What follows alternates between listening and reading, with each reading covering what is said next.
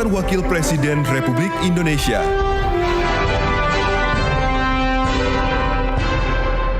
Wakil Presiden Ma'ruf Amin melakukan kunjungan kerja ke Tanah Papua selama 5 hari. Wapres berharap pembangunan IKN tetap berlanjut usai Kepala Otorita dan wakilnya mengundurkan diri.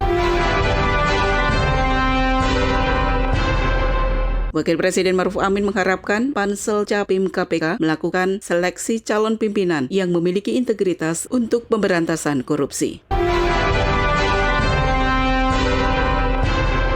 Inilah rangkaian kegiatan kunjungan kerja Wakil Presiden Kiai Haji Ma'ruf Amin selama di Tanah Papua yang terangkum dalam catatan Wakil Presiden RI bersama saya, Ragi Lestari dan Rama Pamungkas.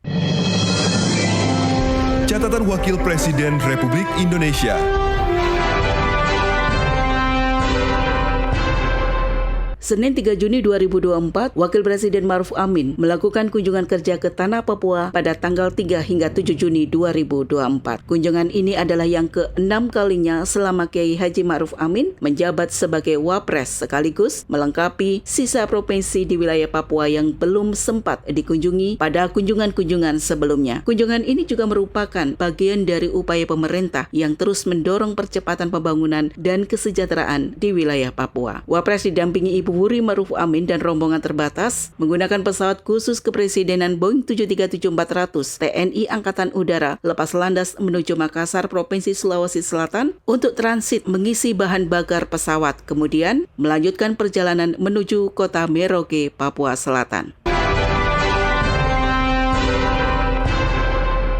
Selasa 4 Juni 2024, Wakil Presiden Ma'ruf Amin melakukan rangkaian kunjungan kerja di kota Merauke, Papua Selatan untuk menghadiri pencanangan pembangunan sentra sarana dan prasarana pemerintahan Provinsi Papua Selatan dan penandatanganan prasasti peletakan batu pertama pembangunan sentra sarana dan prasarana pemerintah Provinsi Papua Selatan di Ballroom Sakil B, Swiss Bell Hotel, Merauke. Acara ini didahului dengan dialog tokoh masyarakat, tokoh agama, dan tokoh adat yang digelar secara tertutup. Kemudian dilanjutkan dengan pemaparan maket pembangunan kawasan pusat pemerintah Provinsi Papua Selatan. Dalam sambutan di acara pencanangan pembangunan sentra sarana dan prasarana pemerintah Provinsi Papua Selatan, Wapres menuturkan kebijakan pemekaran wilayah di Papua merupakan agenda strategis pemerintah yang mesti terus dikawal bersama, baik lintas kementerian lembaga, pemerintah provinsi, dan kabupaten kota maupun antar pemangku kepentingan lainnya. Berikut pesan dari Wakil Presiden Ma'ruf Amin. Saya menitipkan harapan agar pembangunan sentra sarana dan prasarana pemerintahan ini kelak berperan sebagai sebuah kota baru di Provinsi Papua Selatan sekaligus menampilkan wajah kawasan pemerintahan yang tetap menghargai simbol kearifan lokal di wilayah ini. Marilah kita semua bersama-sama mewujudkan Papua bangkit, mandiri, dan sejahtera yang berkeadilan di Tanah Papua Selatan. Wapres juga berharap seluruh masyarakat Papua khususnya di Provinsi Papua Selatan dapat menjaga situasi politik tetap sejuk dan damai. Dengan demikian, pilkada dapat berjalan lancar dan menghasilkan pemimpin berintegritas yang memajukan Provinsi Papua Selatan. Salah satu agenda yang penting tahun ini yaitu pemilu 2024 telah terlaksana. Ke depan kurang dari 6 bulan lagi kita akan menyelenggarakan pilkada serentak. Untuk itu saya berharap seluruh masyarakat Papua khususnya di Provinsi Papua Selatan dapat menjaga situasi politik tetap sejuk dan damai, dan dengan demikian pilkada dapat berjalan lancar dan menghasilkan pemimpin berintegritas yang memajukan Provinsi Papua Selatan. Di hari yang sama, sore harinya, Wapres mengunjungi kawasan perkebunan tebu Sermayam milik PT Global Papua Abadi yang merupakan perusahaan lokal. Saat memberikan keterangan media, Wapres berharap Merauke, Papua Selatan menjadi pusat pertanian dan perkebunan dengan salah satunya membangun pabrik tebu. Tebu termasuk tanaman yang cocok di tanah Merauke, Papua Selatan, apalagi kebutuhan gula nasional cukup tinggi sehingga perusahaan nasional dan lokal berupaya memberikan kontribusi terhadap pasokan gula nasional. mahal karena saat ini pemerintah masih impor gula lebih dari 5 juta ton untuk memenuhi kebutuhan gula di tanah air. Wapres mengharapkan pengembangan perkebunan tebu khususnya di Merauke dapat berhasil bahkan hingga memiliki kadar gula di atas 11% seperti Australia. Kita ingin jadikan Merauke ini sebagai pusat pertanian, perkebunan juga. Salah satu yang bisa dicanangkan sekarang adalah yang paling tepat yang sudah dilakukan riset awal, yaitu penanaman tebu pemberi gula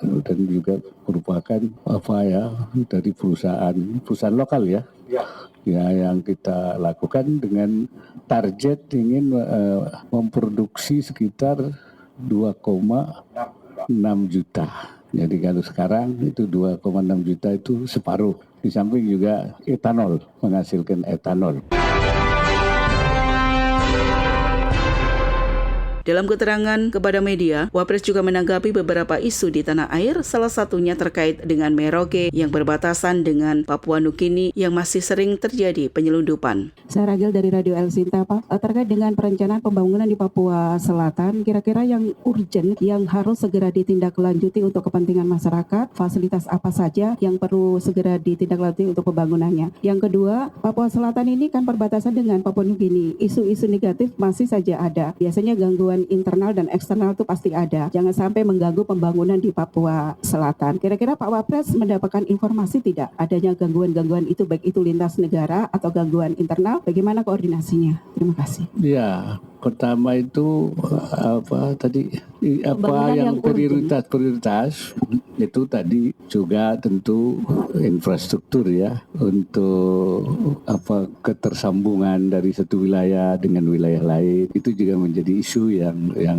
karena kita kan ada anggaran yang ada di kabupaten dari yang sudah oleh pemerintah, dana otsus itu kan sudah kabupaten, ada yang ada di provinsi, ada yang dari nasional. Nah ini akan terus kita sinkronisasikan pembangunannya itu. Kemudian juga komunikasi yang menyangkut internet sering terjadi di sini, sering putus. Nah, itu juga sudah ada tapi sering putus, sehingga perlu ada semacam tambahan ya prasarana yang bisa menghindari terjadinya putus. Kemudian isu yang seperti biasa kesehatan. Kemudian isu yang menyangkut masalah kemiskinan ekstrim dan isu peningkatan sumber daya manusia untuk guru-guru juga, termasuk guru-guru agama juga di sini, baik untuk Kristen kemudian Islam juga. Jadi itu beberapa yang tadi muncul saya sudah minta ini semua dikoordinasikan, dan mana yang menjadi kewajiban kabupaten, mana menjadi kewajiban provinsi, mana menjadi kewajiban pemerintah pusat.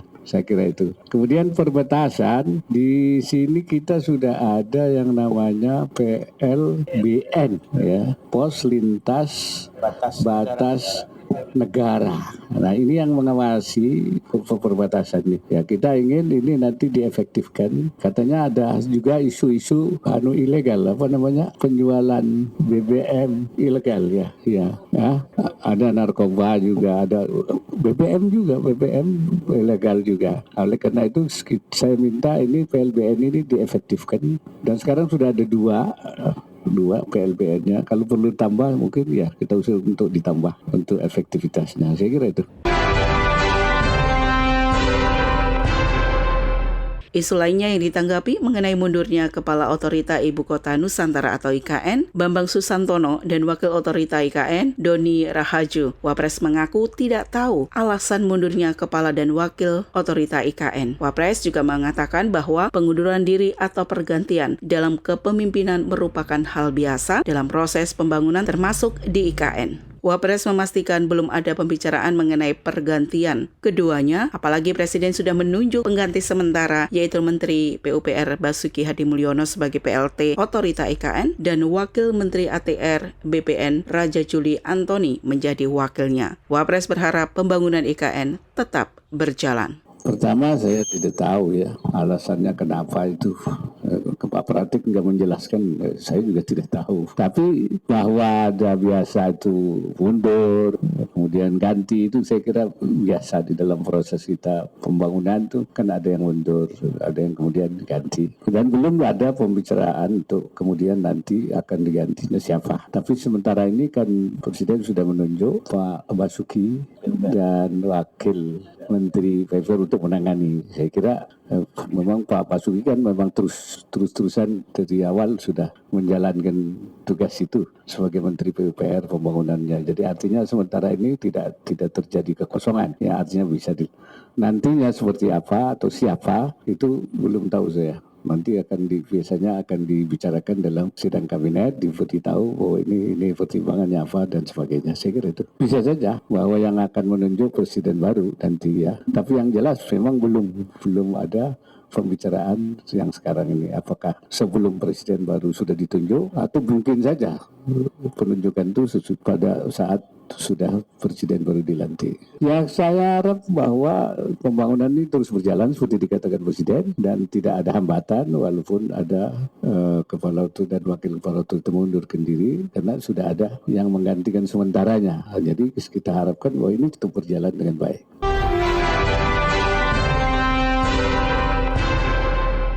Wakil Presiden Maruf Amin mengharapkan Pansel Capim KPK melakukan seleksi calon pimpinan yang memiliki integritas untuk pemberantasan korupsi. Wakil Presiden Maruf Amin mengharapkan Pansel harus melakukan seleksi ketat dalam proses rekrutmen agar pimpinan terpilih nantinya dapat secara tegas memberantas tindakan korupsi di Indonesia. Wapres juga menyampaikan setelah melewati 5 periode kepemimpinan, sudah banyak pengalaman yang dapat dijadikan referensi dalam pemilihan calon pimpinan mendatang. Selain itu, Wapres menilai pengalaman tersebut juga dapat menjadi pegangan agar penanganan pemberantasan korupsi di depan lebih baik lagi. Pansel kan sudah ditunjuk dan Pansel ini sudah disaring ya. Ada unsur pemerintah, ada unsur NGO, ada dari berbagai unsur ya. Ya kita harapkan Pansel ini bekerja dengan baik dan bisa menseleksi betul calon-calon pimpinan KPK ke depan. Nah, kita harapkan ke depan tentu lebih baik lagi ya supaya betul-betul yang memiliki integritas ya, kemampuan dan integritas melakukan itu saya kira. Dan karena sudah sekian periode ya, sudah berapa 5 ya, saya kira sudah banyak tentu pengalaman yang sudah dijalankan. Ya hal-hal hambatannya atau hal-hal yang keberhasilannya, tidak berhasilannya. Saya kira 5 tahun ini sudah bisa diharapkan sudah cukup pengalaman yang sudah dilakukan itu. Karena itu kita harapkan ke depan sudah bisa bekerja lebih baik lagi.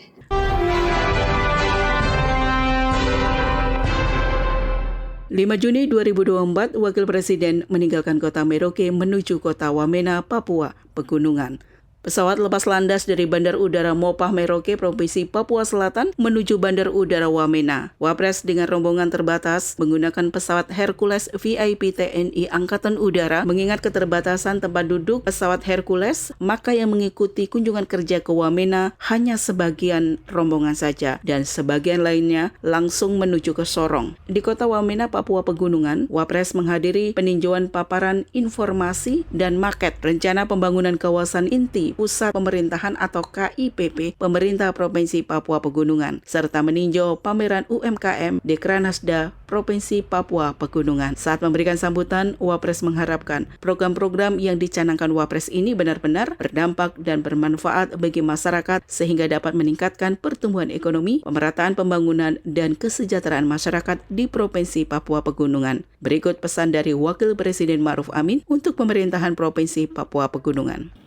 Dengan berdirinya Provinsi Papua Pegunungan, pemerintah akan semakin fokus untuk merumuskan strategi pembangunan yang sesuai dengan kearifan lokal dan konteks wilayah. Saya memandang pentingnya pemetaan wilayah secara tepat di wilayah Provinsi Papua Pegunungan ini, di mana masing-masing kabupaten memiliki potensi dengan keunikan tersendiri. Sebagai contoh, rumuskan peran Kabupaten Pegunungan Bintang di perbatasan Indonesia dan Papua Nugini. Peran Kabupaten Yahukimo sebagai pintu gerbang dari selatan Papua. Peran Kabupaten Yalimo sebagai pintu gerbang dari utara Papua. Atau rumuskan program peningkatan kesehatan, pendidikan, dan standar hidup dengan target utama orang asli Papua di kabupaten juga.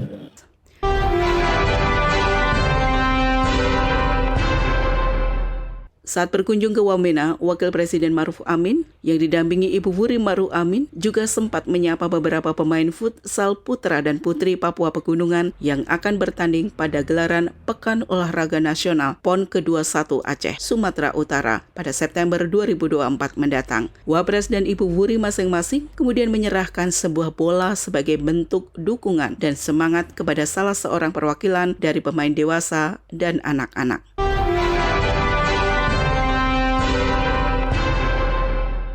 Usai acara di Wamena, Wapres langsung menuju ke kota Sorong, Papua Barat Daya. Setibanya di Sorong, sore harinya, Wapres menerima audiensi Badan Amil Zakat Nasional atau Basnas Sorong, sekaligus menyerahkan beasiswa secara simbolis kepada mahasiswa dari sejumlah perguruan tinggi mitra Basnas di ruang Magnolia Aston Sorong Hotel, Papua Barat Daya. Pada kesempatan tersebut, Wapres menyampaikan apresiasi kepada Basnas yang memiliki perhatian besar dalam memberikan beasiswa terutama kepada mahasiswa-mahasiswa di Papua. Wapres menekankan untuk mencapai Indonesia maju dan Indonesia emas, kuncinya terletak pada mutu sumber daya manusia atau SDM yang andal, cerdas, memiliki daya saing, serta tangguh. Dengan demikian, peran guru menjadi sangat vital dalam menciptakan SDM yang mumpuni.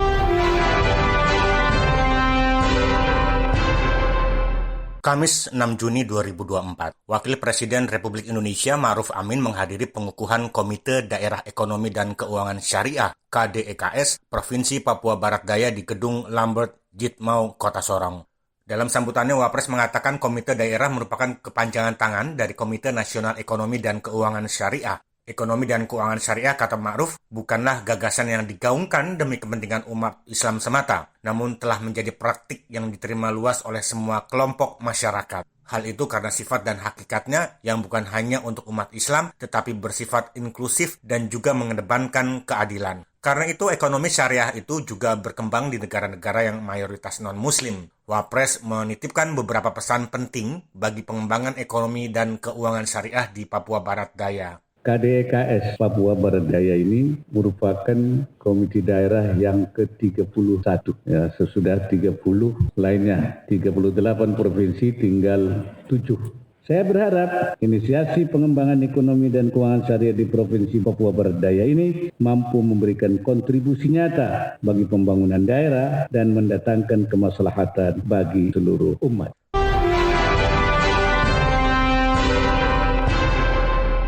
Sore harinya, Wakil Presiden Maruf Amin mengunjungi Kampung Nelayan Malawe, Kota Sorong, Papua Barat Daya untuk meninjau rumah khusus nelayan Malawe, Distrik Manoy, Kota Sorong. Rumah yang dibangun hanya 40 unit dari janji pemerintah pusat yang sebanyak 350 unit. Pembangunan dimulai sejak periode pertama Presiden Jokowi memimpin. 40 rumah dibangun pada tahun 2020 sampai dengan 2021, sisanya 310 unit yang dijanjikan akan dibangun pada tahun 2025 mendatang.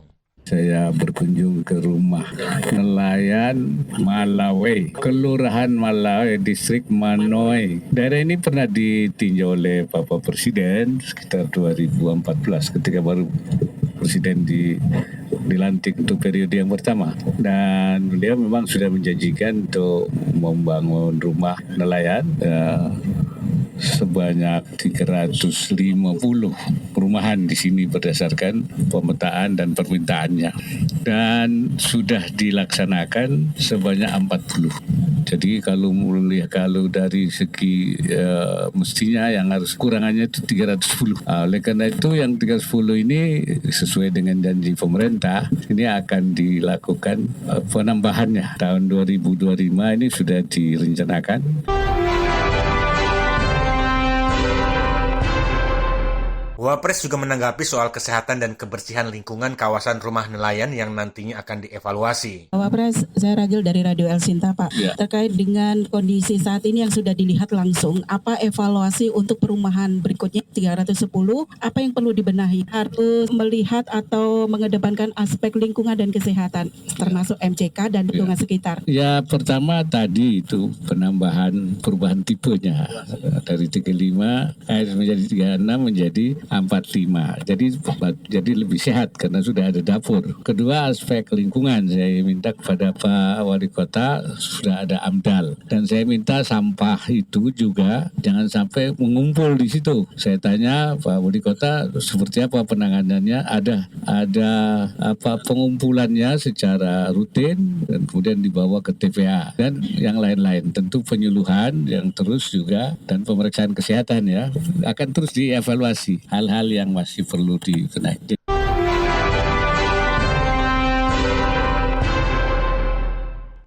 Menanggapi isu All Eyes on Papua, Wapres meminta Pemda melibatkan masyarakat adat dalam pembangunan Papua. Dalam beberapa hari terakhir, media sosial diramaikan dengan dukungan terhadap perjuangan masyarakat adat Papua, yakni suku Auyu dan Moy, untuk mempertahankan hutan adat mereka. Menggunakan tagar All Eyes on Papua, warganet ramai mendukung agar pemerintah dan juga Mahkamah Agung (MA) mengeluarkan aturan yang dapat melindungi hutan adat kedua suku adat Papua tersebut. Ya, kita ke depan tentu di dalam pembangunan harus ada komunikasi antara Pemda dengan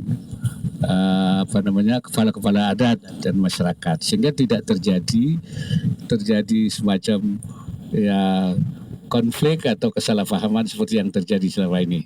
Ini dalam arti secara keseluruhan ke depan di dalam semua pembangunan masyarakat adat terutama ketua kepala suku itu harus dilibatkan. Ini antisipasinya.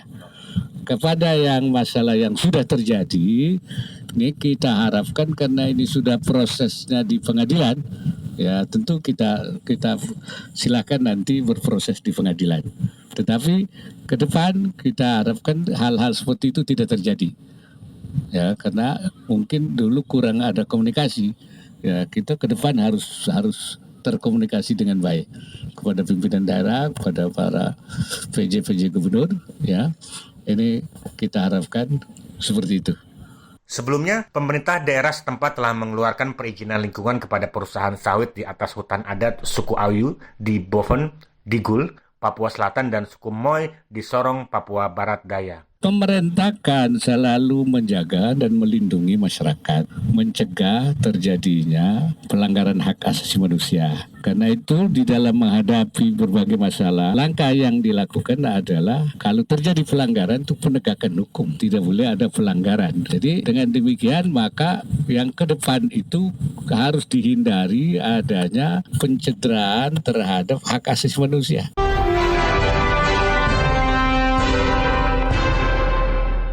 Isu seputar hak asasi manusia HAM kerap bersinggungan dengan penanganan konflik maupun tindakan pelanggaran hukum yang terjadi, termasuk di wilayah Papua, sebab sudut pandang berbagai pihak dalam melihat sebuah proses pengamanan dapat berbeda. Oleh karena itu diperlukan tindakan tegas dalam menangani pelanggaran hukum sesuai dengan ketentuan penanganan yang berlaku yang tidak melukai HAM. Wapres mengingatkan untuk tidak menciderai HAM. Wapres menyampaikan dalam penegakan hukum, pemerintah bersungguh-sungguh melindungi masyarakat. Untuk itu, kata dia, seluruh pihak terkait diimbau untuk mencegah terjadinya pelanggaran dalam implementasi hukum di lapangan.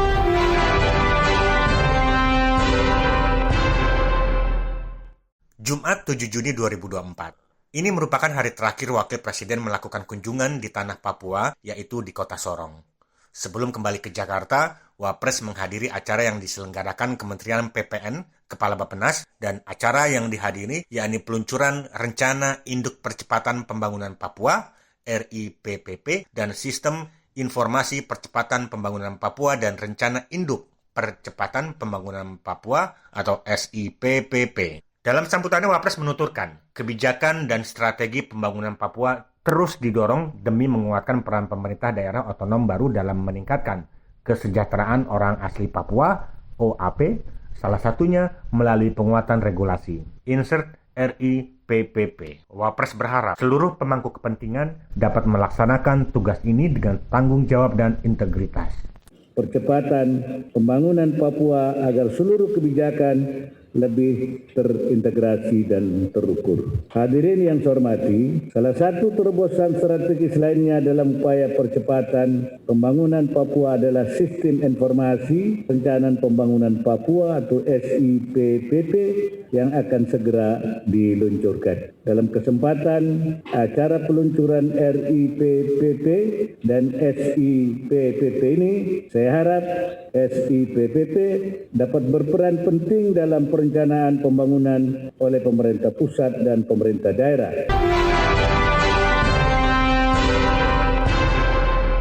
Demikian rangkaian kegiatan kunjungan kerja Wakil Presiden Maruf Amin ke Tanah Papua. Saya, Ragi Lestari dan Rama Pamungkas, tim Peliputan Istana Wakil Presiden melaporkan.